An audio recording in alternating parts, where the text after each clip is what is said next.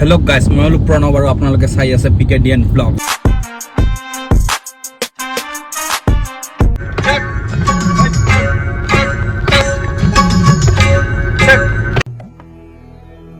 जिस राह पे तुम चल रहे हो बेटा एक दिन बुरी तरह फंसोगे।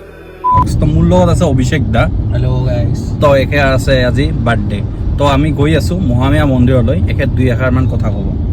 চ' গাইজ আজি আমি গৈ আছো মা মহামায়া মন্দিৰত।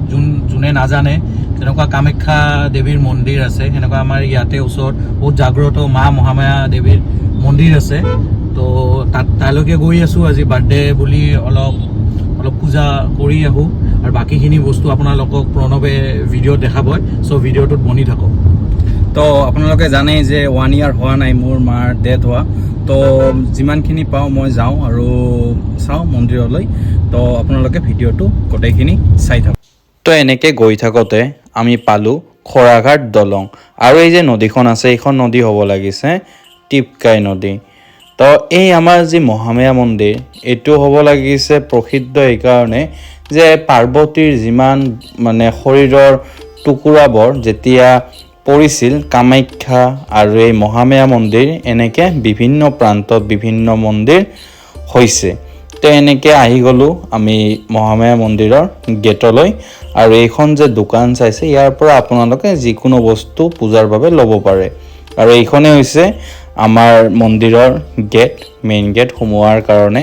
আৰু ভিতৰৰ যি এতিয়া দেখুওৱা যি ফুটেজবোৰ আছে এইবোৰ মই যিহেতু 1 year হোৱা নাই সেইকাৰণে ভিতৰলৈ যাব পৰা নাই, সেইবাবে অভিষেক দাই এই ফুটেজবোৰ লৈ ল'লে। আৰু এইটো হৈছে মহামায়া মা। আৰু মই বাহিৰত অভিষেক দাৰ বাবে ৱেইট কৰোঁতে ওপৰত চালোঁ এই যে মাংকিটো।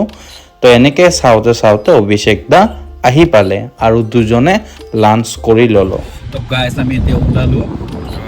এতিয়া আমি অলপ ফুৰি কিনে তাৰপিছত তাতে আমি ঘৰলৈ যাম। লাঞ্চ কৰি ল'লোঁ, আপোনালোকে চাই থাকক। আৰু লাঞ্চ কৰি ল'লোঁ ইয়াতে আমি, চাই থাকক। তো বহুত ধুনীয়া ঠাইখন, আপোনালোকক যদি ভিডিঅ' লাগে আৰু এটা মই বনাই দিম। আৰু এই হ'ল 25 হাত কালী মন্দিৰ। তো ইয়াৰো ভিডিঅ' মই বেলেগভাৱে আৰু এটা বনাই দিম ডিটেইলছত, আপোনালোকে কমেণ্ট কৰি জনাব। আৰু এই হৈছে চানকৰা ঘাট। তো এইখিনি চাই আমি উভতি আহিলোঁ। তো ৰাতিপুৱা আপোনালোকে চালে বাৰ্থডে টু ব্লগ নেক্সট এপিছডত আহি আছে।